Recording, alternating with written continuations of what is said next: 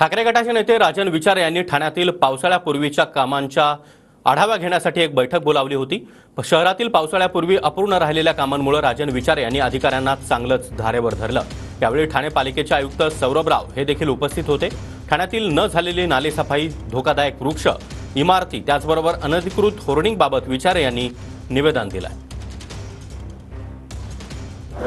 आपल्याकडे साफसफाईसाठी वेगळी यंत्रणा आपण लावली आहे।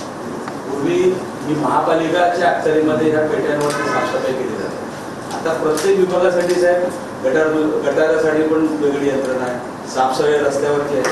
साहेब आपण समजा 50 कर्मचाऱ्यांना पगार देतो त्या कॉन्ट्रॅक्टमध्ये, साहेब 10 पण नसतात तिथे। आपल्या साहेब तिथे कोणाचं कंट्रोलच नाही साहेब। ही महापालिका आपण कॉन्ट्रॅक्टरसाठी नेमली आहे, कोणासाठी नेमली हेच साहेब कळत नाही।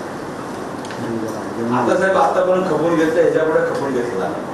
आज आपली पहिली भेट आहे। पहिलं म्हणजे ठाणेकरांतर्फे आपलं स्वागत करतो आणि अपेक्षा करतो की ठाणेकरांना विपरीत असलेलं काम तुम्ही कराल। इथे येणारे सर्व आयुक्तांनी काम केले, असा कोणी आयुक्त नाही की त्यांनी काय काम केलेलं नाही। आम्हाला पण अपेक्षा आहे, पण इथे कठोर निर्णय घेण्याची आवश्यकता